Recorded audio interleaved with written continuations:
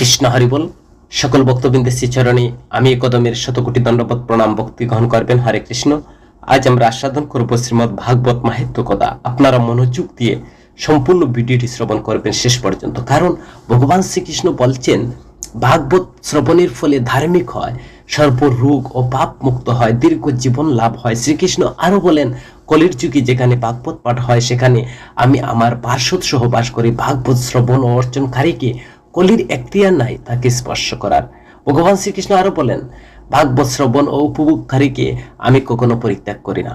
জড় বাসনা যুক্ত সব ধর্ম পরিত্যাগ করে ভাগবত পরম সত্য প্রকাশ করে নির্মৎসর ভক্তরাই তার হৃদয়গম করতে পারে। আর সেই সত্য জানতে পারলে তিতাপ দুঃখ সমূলে উৎপাটিত হয়। ভাগবত ভগবানের বর্ধিত আরেক রূপ। তাই যারা আমাদের এই চ্যানেলে নতুন, পরবর্তী ভিডিও পেতে চ্যানেলটিকে সাবস্ক্রাইব করবেন। আর আপনারা আরো 4-5 জন বন্ধুর কাছে ভিডিওটি শেয়ার করবেন। কমেন্টে মন্তব্য করতে ভুলবেন না। ভাগবত ভগবান কি লিখবেন। হে ভক্তমণ্ডলী, শ্রীমদ্ ভাগবতকে সমস্ত শাস্ত্রের, বেদ, বেদান্তের, পুরাণ এবং উপনিষদের অমৃত সারাংশ হিসাবে সম্মানিত করা হয়। একে বৈদিক সাহিত্যের গাছের পাকা ফল বলা হয়। এটি ভগবতের মাধুর্যকে বোঝায়। ভগবানের দৃশ্যমান রূপ সর্বদা শ্রবণীয়, ভজনীয়, পূজনীয়। কৃষ্ণের সুন্দর রূপ কতটা আকর্ষণীয়, কোনো অতিশয় বিশেষণ তার মোহনীয় সৌন্দর্য এবং কারিশমাকে বর্ণনা করতে পারে না। শুধু প্রভুর এক আভাস এবং আপনি তার মন্ত্রে আবদ্ধ হবে। ভাগবতকে বলা হয় প্রত্যেককার কৃষ্ণ, কারণ এটি তার সম্পূর্ণ পরমেশ্বর ভগবানের মূর্ত রূপ বা দৃশ্যমান রূপ। আপনি সম্পূর্ণ মানসিক সম্পৃক্ততার সাথে ভাগবতের মধ্য দিয়ে যাওয়ার সাথে সাথে আপনি ভগবানের সাথে তার ঐশ্বরিক প্রেমে মিশে যাবেন। সমুদ্র কেমন তা জানার জন্য এটি একটি লবণের পুতুল সাগরে ডুব দেওয়ার মতো এটি গলে যায় এবং সমুদ্রের সাথে এক হয়ে যায়। আমরা ভাবতে পারি যে এটি সত্যের নিবেদিত প্রাণ। অন্বেষণকারী বা একজন ভক্তের জন্য সত্য যে পরমেশ্বর উপলব্ধির কামনা করে তা একা নয়। ভাগবত সাধারণ মানুষের জন্য, ভগবত গৃহস্থ, সন্ন্যাসী সকলের জন্য। ভাগবত যাদের কথা রয়েছে সবাই বেশিরভাগই সংসারী। রাজা চিত্রকেতু, অম্বরীশ, ধ্রুব, প্রহ্লাদ, রামচন্দ্র ভগবান কৃষ্ণের সংসার করো, ছাড়ি অনাচার। কলির যুগে মহাপ্রভু তিনিও সংসারে ছিলেন, কিন্তু তারা সংসারে থাকলেও মন ছিল কৃষ্ণের প্রতি। কৃষ্ণের সংসার করো, ছাড়ি অনাচার, অচিরাতে কৃষ্ণ তোমার করিবেন পার। এটি আমাদের কাছে শ্রী বেদব্যাস যাকে বিশাল বুদ্ধির বলে অপার করছেন, তা হলো সবচেয়ে কার্যকর মন পরিচালনা করার পাঠ্য। 1000 বছর আগে যখন সব মিলিয়েছিল মানব সভ্যতা, শিক্ষা বিদদের জন্য রেফারেন্স গাইড। যিনি প্রথমবার মূল শ্রীমদ্ ভাগবত পড়েন। আমরা সবাই আমাদের জীবনের বিভিন্ন ভূমিকা পালন করছি। কেউ একজন শিশু, ছাত্র, শিক্ষক, কর্মচারী, নিয়োগকর্তা, স্ত্রী, পিতামাতা, কত নাকি। তো ভাগবত আমাদের জীবনের এই সমস্ত ক্ষেত্রে আলো পেলে এবং আমাদের দক্ষতার সাথে খেলতে সাহায্য করে। হ্যাঁ, জীবন নাটকের মতো অনাহাসে হয়ে যায়। এই চাপপূর্ণ এবং চ্যালেঞ্জিং আধুনিক জীবনে ভাগবত কিভাবে আমাদেরকে সাহায্য করতে পারে, বা ভাগবত বুঝে আমাদের লাভ কি, এই প্রশ্নের উত্তর ভাগবত মাহাত্ম্যে দেওয়া হয়েছে। তো ভাগবত প্রবেশের আগে আসুন আমরা ভাগবত মাহাত্ম্য দিয়ে শুরু করি, যা আমাদের ভগবত এবং ভগবত মাহাত্ম্য, শ্রীমদ্ ভাগবত মহিমা শোনা এবং পাঠ করার গুরুত্ব সম্পর্কে আমাদেরকে অন্তর্দৃষ্টি প্রদান করে দেয়। তাই আমাদের ভাগবত মাহাত্ম্য শ্রবণীয়। ভাগবত মাহাত্ম্যে 6টি অধ্যায় নিয়ে গঠিত। এটি পদ্মপুরাণ উত্তরখণ্ডে 193 থেকে 198 পাওয়া যায়। এতে ভক্তিদেবী এবং তার 2 মৃতপুত্র জ্ঞান এবং বৈরাগ্য যাদের কাহিনী রয়েছে, যার অর্থ পর্যবেক্ষণ করলে ভক্তি এবং বৈরাগ্য এর গুণাবলী বিকাশ আমাদের সমস্যা থেকে বেরিয়ে আসার সবচেয়ে বেশি সহজতম উপায়। ভাগবত মাহাত্ম্য অত্যন্ত তাৎপর্যপূর্ণ, কারণ এটি মূল্যবান নির্দেশ দেয় যে কিভাবে এই কলির যুগে ভক্তি ভাবভক্ত পুনরুজ্জীবিত হতে পারে। ভাগবতের পাঠ এবং অধ্যয়নের মাধ্যমে এই জড়জগতের বন্ধন এবং এর বিভিন্ন উদ্বেগ থেকে মুক্তি পাওয়ার একমাত্র উপায় হলো ভক্তি। আর ভাগবত মাহাত্ম্য আর এই ভাগবত সপ্তাহ কিভাবে পালন করা যায় সেই সম্পর্কে বিশেষ বর্ণনা করা রয়েছে। কিভাবে একজন ভক্তি অর্জন করে শুধু ইতিবাচক মন নিয়ে ভক্তদের মেলামেশার মাধ্যমে, একে বলে সৎসঙ্গ। আর ভাগবত শ্রবণ করা যাতে নাম, রূপ, খেলা, লীলা এবং ভগবানের বিষ্ণু অবতার যথা প্রত্যেকের আত্মা সম্পর্কে সবকিছু রয়েছে। সত্য ভক্তি গড়ে উঠে তোলার একমাত্র উত্তম উপায়। আমাদের ভাগবতের বর্ণিত গল্পগুলোর বাইরেও তাকাতে হবে, কারণ তাদের প্রত্যেকের মধ্যে আধ্যাত্মিক জ্ঞানের প্রকৃত রত্ন রয়েছে। আর এই গল্পগুলোর সৌন্দর্য হলো যে এগুলোর গুরুত্বপূর্ণ সত্য এবং বার্তাগুলো একটি সহজ উপায়ে চিহ্নিত করে, যা আপনাকে সাহসের সাথে আপনার জীবন সমস্ত চ্যালেঞ্জের মোকাবিলা করতে সহায়তা করে। অবশেষে আপনি একটি সম্পূর্ণ শান্তিপূর্ণ এবং শক্তিশালী সুখী মন বিকাশ করবেন। এটি সমস্ত ধরনের উদ্বেগ এবং দুঃখ থেকে প্রকৃত মুক্তি। হ্যাঁ, ভাগবতে অধ্যয়নের চূড়ান্ত উদ্দেশ্য বা লক্ষ্য হলো নিজের মনের সত্য উপলব্ধি বা সচেতনতা বিকাশ করা। ভাগবত মাহাত্ম্য অত্যন্ত তাৎপর্যপূর্ণ, কারণ এটি মূল্যবান নির্দেশ দেয় যে কিভাবে এই কলির যুগে ভক্তি বা ভক্তির পুনর্জীবিত হতে পারে। ভাগবত পাঠে বা অধ্যয়নের মাধ্যমে এই জড়জগতের বন্ধন এবং বিভিন্ন উদ্বেগ থেকে মুক্তি পাওয়ার একমাত্র উপায় হলো এই ভক্তি। ভাগবত মাহাত্ম্য আমাদের সদা সর্বদা শ্রবণীয় এবং পালনীয়। কিভাবে একজন তার ভক্তি অর্জন করতে পারে, তো অবশেষে আপনি একটি সম্পূর্ণ শান্তি জীবন যাপন করতে পারবেন। তো ভাগবত কথা শ্রবণ করুন, সত্য উপলব্ধি করুন। তো নারদ এবং সনক এবং অন্যান্যদের মধ্যে আলোচনা। তো শ্রী শ্রুত গোস্বামীকে সৌনক আদি ঋষির প্রশ্ন করেছিলেন নৈমিষারণ্যের বনে কলির যুগের সূচনা সম্পর্কে জানতে পেরে।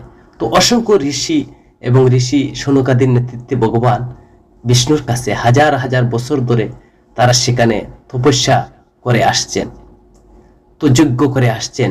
ভগবানের গল্প শোনার জন্য তারা সবাই সেখানে সমবেত হন। তো আমাদের মনে পশুর প্রবণতা বলিদান করে যাতে পরম তত্ত্ব লাভ করতে পারি। নৈমিষারণ্য হলো সেই স্থান যেখানে কোণে কোণে বিচ্ছিন্নতা ঘটে, অর্থাৎ আমাদের দেহ নিজেই যেখানে প্রতি মুহূর্ত কত কুশ মারা যায়। তো সেখানে ঋষি সৌনক এবং সুত গোস্বামীর লোমহর্ষণের পুত্র এবং ব্যাসদেবের শিষ্য উগ্রশ্রাবা কিছু গুরুত্বপূর্ণ প্রশ্ন করেছিলেন। তিনি শ্রী শ্রুতকে ভগবান কৃষ্ণের বিনোদনের কথা বলার জন্য অনুরোধ করেছিলেন, যা কানের কাছে ছিল মিষ্টি অমৃতের মতো।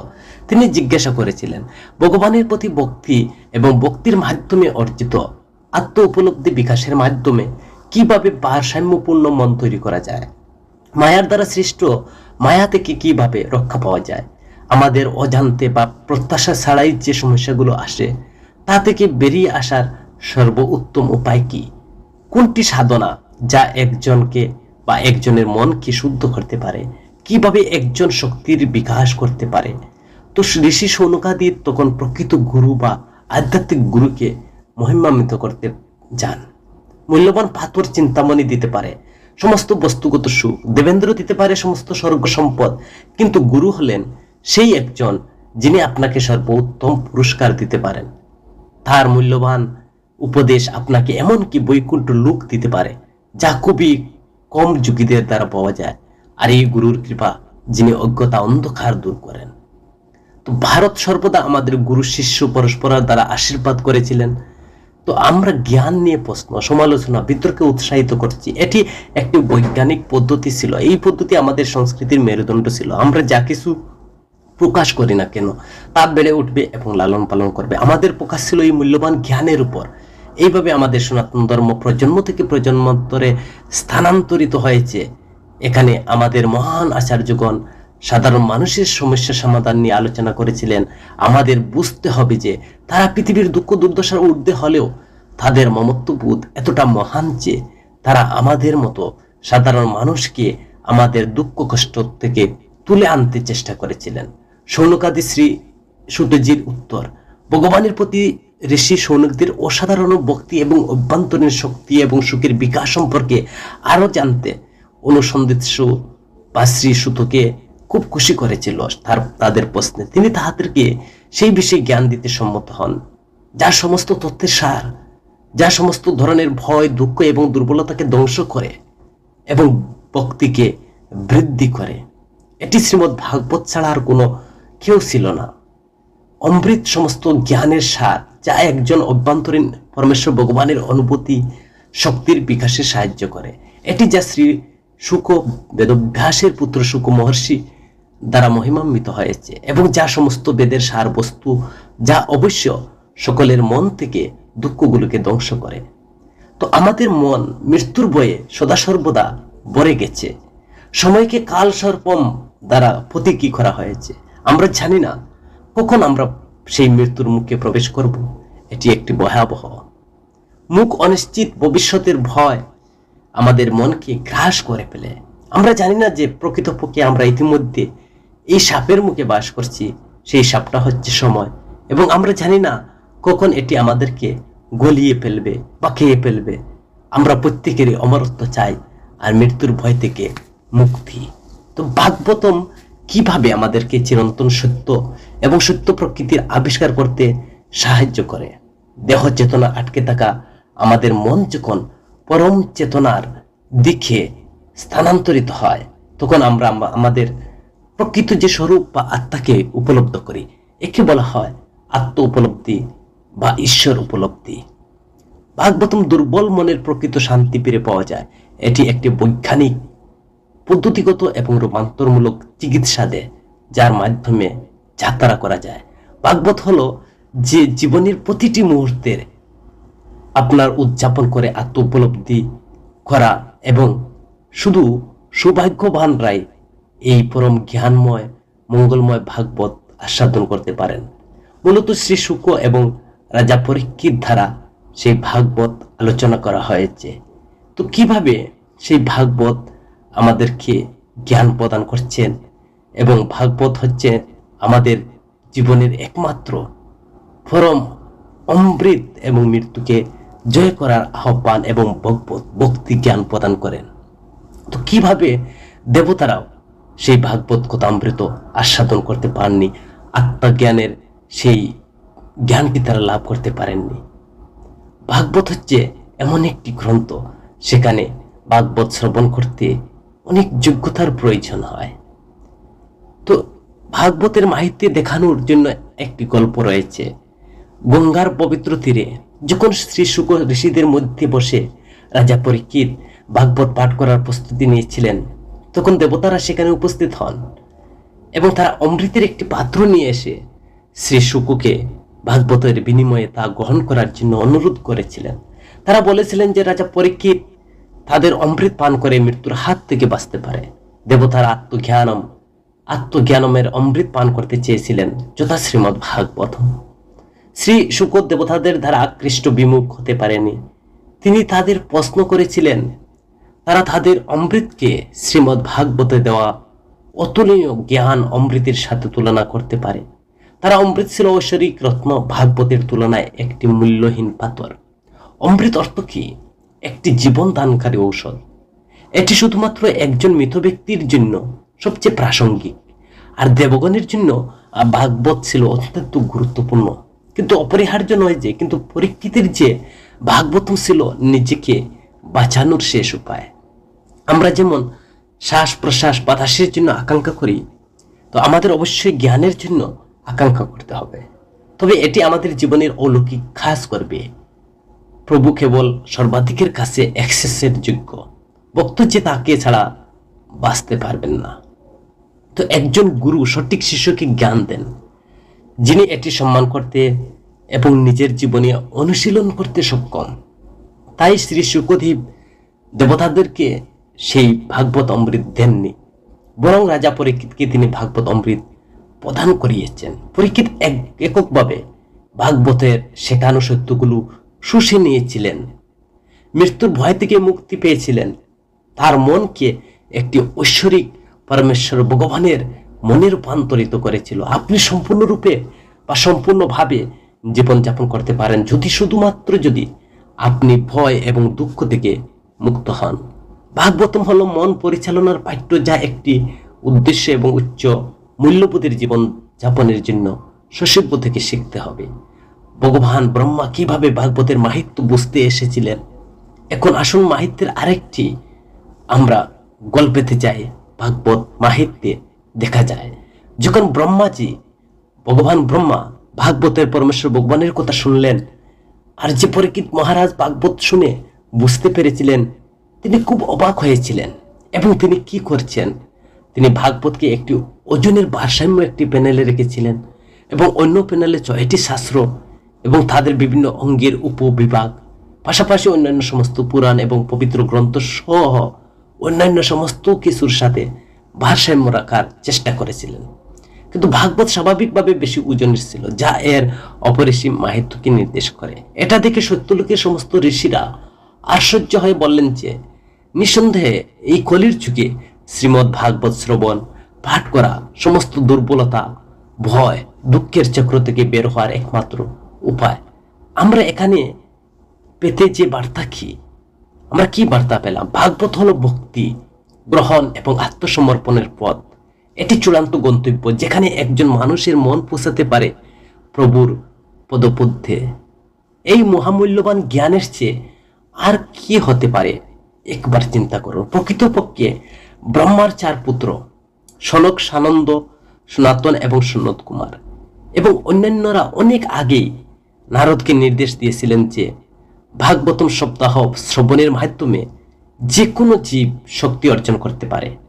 ঋষি নারদ ভগবান ব্রহ্মার কাছ থেকে ভাগবতম শুনেছিলেন, কিন্তু সনক এবং অন্যান্য ঋষিরা ভাগবত সপ্তাহ সম্পর্কে পরামর্শ দিয়েছিলেন।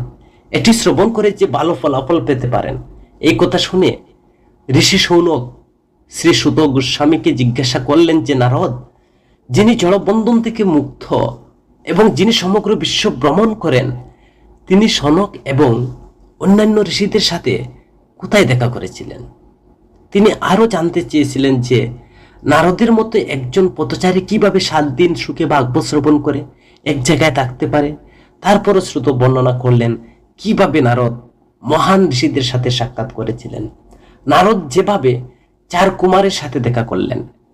একবার ব্রহ্মার 4 পুত্র বদ্রীনাথের কাছে, অর্থাৎ হিমালয়ের উত্তর পূর্ব দিকে বদ্রী আশ্রমে গিয়েছিলেন সাধু লোকদের পবিত্র সঙ্গ করার জন্য, সাধু সঙ্গ করার জন্য, সাধু মহতের দেখা করার জন্য। আর সেখানে নারদের সঙ্গে দেখা হয়। তারা দেখতে পেলেন যে নারদ দুঃখিত এবং উদ্বিগ্ন। মনে হলো যে তাড়াহুড়া করে কোথায় যাচ্ছে। যেহেতু এটি নারদের অস্বাভাবিক ছিল, তাই তারা জিজ্ঞাসা করলেন কেন তিনি কষ্ট পেয়েছেন। নারদ বললেন যে তিনি ভূলোকায় অর্থাৎ পৃথিবীতে ভ্রমণ করছেন, আর এই ভেবে যে এটি সমস্ত বিশ্বের মধ্যে সেরা। কিন্তু অত্যন্ত দুঃখের সাথে বলতে হয়, তিনি কোথায় শান্তি বা সুখ খুঁজে পাননি। প্রতিটি শরীরে মন অতৃপ্তি বয়ে গেল এবং তারপর তিনি সত্যটি আবিষ্কার করলেন। পরাক্রমশালী খালি কলহ, স্বার্থপরতা তো এই পৃথিবীতে মানুষের মনকে প্রভাবিত করেছিল। প্রতিটি মন লোভে কুলসিত ছিল। ঈর্ষা, অহংকার, অপরাধবোধ এবং অনুশোচনা, অধর্মে সমগ্র ভূলোক ছড়িয়ে পড়ছিল। তো আমরা দেখতে পাচ্ছি যে এমনকি সদা আনন্দময় নারদ দুঃখে তিনি দুঃখের সাগরে পরিপূর্ণ হয়েছিলেন। এটা মহাত্মাদের সহানুভূতি। নারদ কলিযুগের অন্ধকার প্রকৃতি সম্পর্কে বললেন। নারদ তখন কলিযুগের ভয়ানক স্বরূপ বর্ণনা করতে যান। সত্য, বিশ্বাস, বোঝাপড়া, সহনশীলতা, বাক করে নেওয়া এবং কৃতজ্ঞতার মতো ভালো গুণ সব অদৃশ্য হয়ে গিয়েছিল। মানুষ আগ্রহ ছিল শুধু উপার্জন, খরচ এবং পেট ভরতে। তারা আরো বেশি ধন সম্পদ, ভোগবিলাস অর্জনের জন্য তাদের মনকে পাপ করতে বাধ্য করেছিল। তাদের কোনো মানসিক শান্তি ছিল না এবং কোনো নৈতিক শক্তিও ছিল না। বিশ্বাসের শোষণ ছিল, দুর্বলরা শোষিত হয়েছিল। শক্তিশালীর দ্বারা যারা তাদের মনে ভয় তৈরি করেছিল।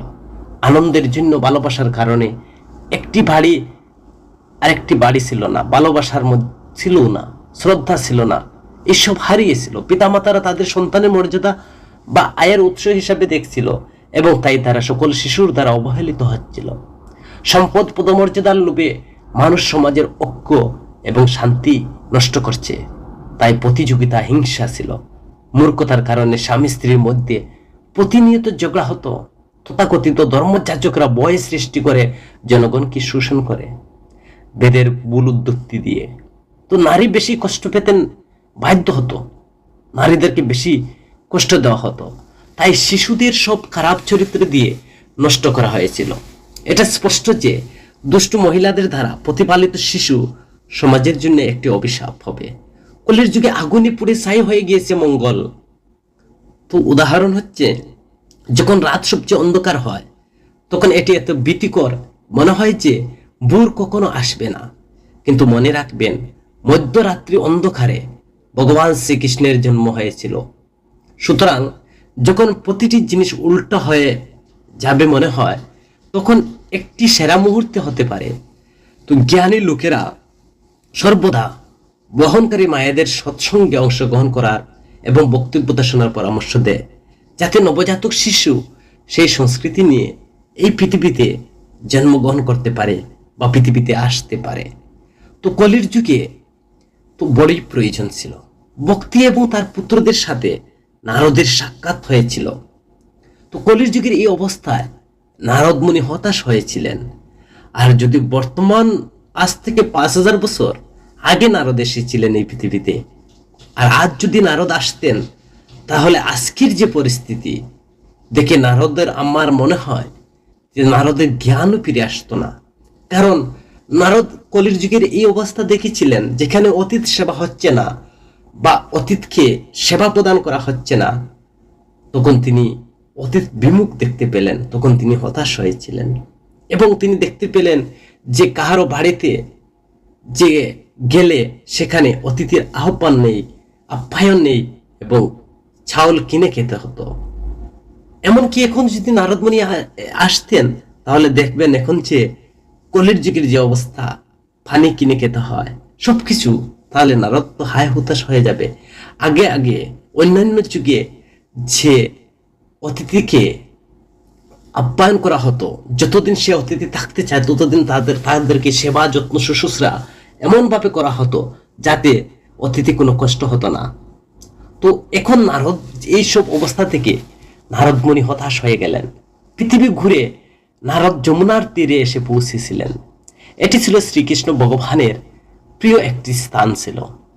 সেখানে তিনি দেখতে পেলেন এক সুন্দরী যুবতী তার দুপাশে অজ্ঞান হয়ে পড়ে থাকা দুই বৃদ্ধের সাথে মন খারাপ করে তিনি বসে আছেন।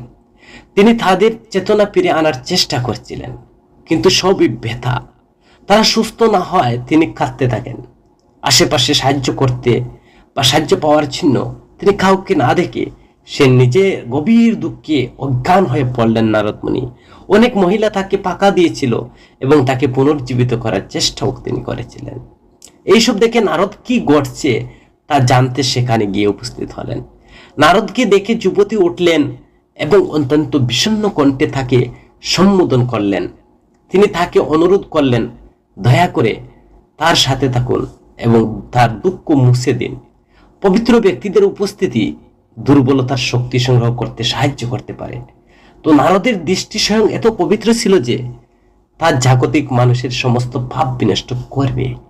নারদের মতো মহান ঋষি দর্শন পাওয়ার জন্য একজনকে পরম সৌভাগ্যবান হতে হয়েছিল। তো আমাদের পৌরাণিক কাহিনী হলো কেস স্টাডি একটি ভান্ডার, যেখানে আলোকিত মাস্টার ভুক্তভোগী বা অজ্ঞ সাধারণ মানুষের উদ্ধারে আসেন। মহান মহাত্মাদের এই সৎসঙ্গ অনেক মানুষকে জীবনে উচ্চতায় পৌঁছানোর পথ দেখিয়ে দেন।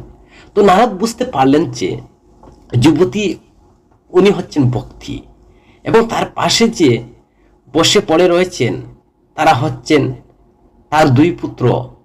বৃদ্ধরা হচ্ছেন জ্ঞান এবং বৈরাগ্য।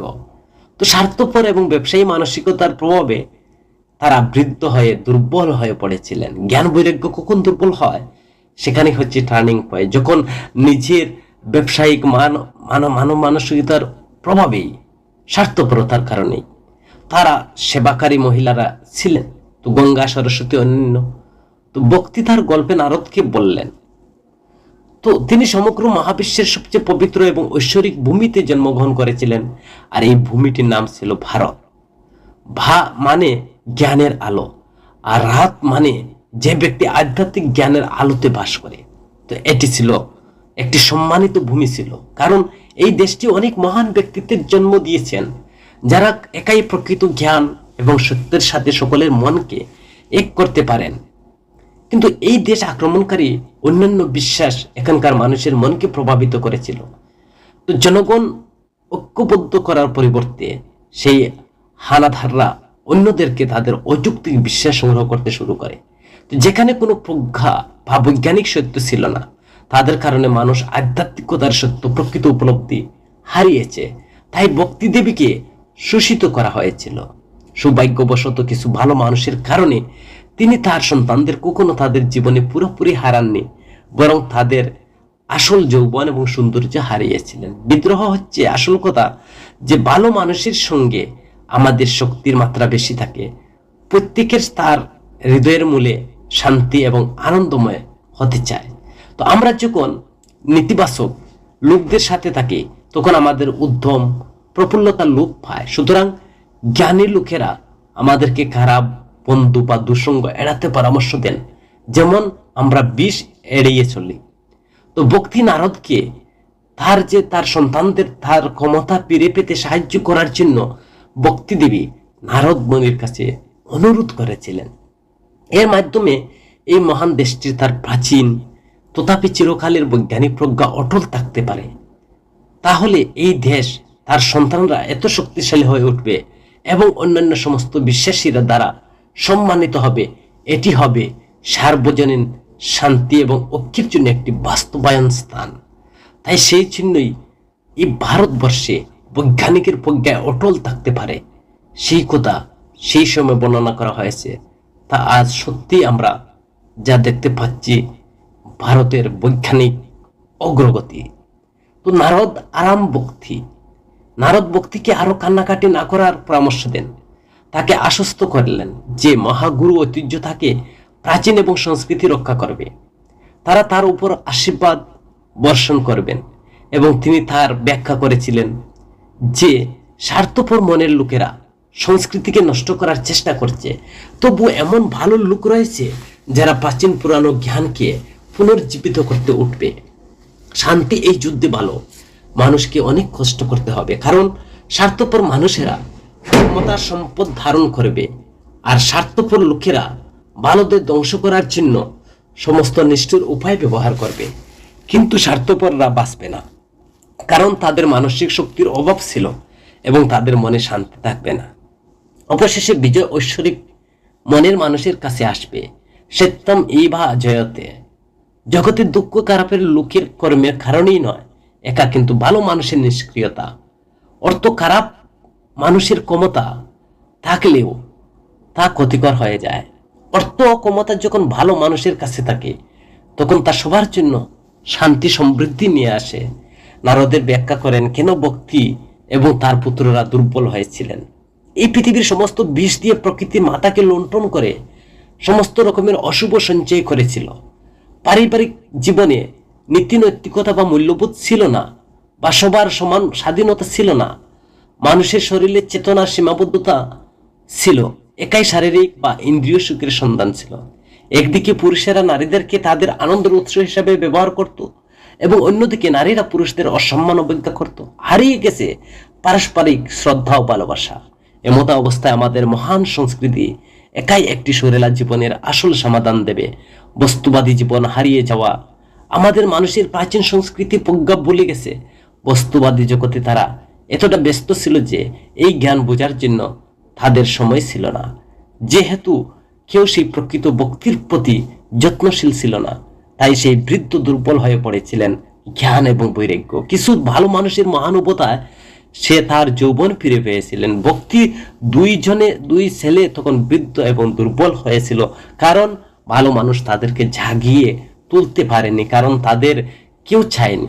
বৃন্দাবনে পবিত্র সংস্পর্শে তারা তখন নিঃশ্বাস নিচ্ছিলেন এবং নিশ্চিন্তে ঘুমাচ্ছিলেন। তো ভাগবতের গল্পগুলো মানব মনস্তত্ত্বে বা মস্তিষ্কে খুবই প্রাসঙ্গিক অন্তর্দৃষ্টি প্রদান করে। আপনি যখন প্রত্যেকের ধারা চাওয়া হয় আপনি উদ্যমী এবং গতিশীল হয়ে ওঠেন, অন্যথায় আপনি পুরানো বা পরিত্যাগ বোধ মনে করবেন। তাহলে তুমি হবে অলসতার নিচে টানা। শুধুমাত্র জ্ঞানী ব্যক্তিদের উপস্থিতি আপনাকে এই যে আত্মধ্বংসাত্মক পরিস্থিতি থেকে উদ্ভূত করতে এবং বের করে আনতে পারে। নারদের কাছে ভক্তির প্রশ্ন এবং তার উত্তর। ভক্তি চেয়েছিলেন, নারদ তাকে ব্যাখ্যা করবেন কেন রাজা পরীক্ষিত পাপী খালিকে মানুষের মনে অশুভ এবং বৈশিষ্ট্য ধ্বংস করেননি। তো মানুষকে পাপ কর্মে লিপ্ত করার জন্য কলি দায়ী ছিলেন। তিনি নারদকে জিজ্ঞাসা করেছিলেন কেন পরীক্ষিত কলিকে ধ্বংস করার পরিবর্তে অবহেলা করেছিলেন। তিনি ভাবলেন কেন পরম করুণাময় ঋষিরা এই অধার্মিক কলিকে সহ্য করেছিলেন। তো নারদ ভক্তিকে তার সমস্ত সন্দেহ উদ্বেগ দূর করার জন্য ব্যাখ্যা শুরু করলেন। তিনি বলেছিলেন, যেদিন থেকে ভগবান শ্রীকৃষ্ণ, যিনি প্রতিটি মনের স্বয়ং এবং পিতা, তিনি 125 বছর বয়সে তার শারীরিক দেহকে পরিত্যাগ করেছিলেন, আর সেই দিন থেকে কলি বা স্বার্থপর মনের মানুষ এই পৃথিবীতে আবার পা রেখেছে। আর সে তার স্বার্থপর উদ্দেশ্য হাসিলের জন্য ভালো মানুষকে ধ্বংস করতে থাকে। রাজা পরীক্ষিত যখন তার প্রজাদের জীবন দেখানোর জন্য সারা পৃথিবী ভ্রমণ করেছিলেন, তখন তিনি কলির উপস্থিতি দেখতে পান। রাজা কলির দুষ্ট প্রকৃতির সম্পর্কে অবগত হন, তাকে হত্যা করতে উদ্যত হলেন। তখন কলি দুঃখের ভান করে, কুটিল মন দেখে, করুণাময় মুখ ধারণ করে তার পায়ে পড়লেন। যেহেতু আশ্রয় সুরক্ষার জন্য আসা একজনকে হত্যা করা ভরত রাজাদের ধর্মের বিরুদ্ধে ছিল, তাই পরীক্ষিত দুষ্ট কলিকে রক্ষা করেছিলেন। আমাদের রাজারা ছিলেন মহৎ শাসক, যারা সকলের যত্ন নিতেন। অন্য ধর্মের আক্রমণকারী রাজাদের মতো অসহিষ্ণুতা প্রকাশ করেননি। এটি আমাদের দেশের ঐশ্বরিক সংস্কৃতিকে দেখায়। তো মহান ব্যক্তিরা এমনকি দুষ্ট লোকদের প্রতি সহানুভূতি দেখায় এবং তাদের উন্নতি করার সুযোগ দেয়। তো ভাগবত মানুষের মনের বিভিন্ন দিক নিয়ে এমন অনেক গল্প বর্ণনা করেছেন।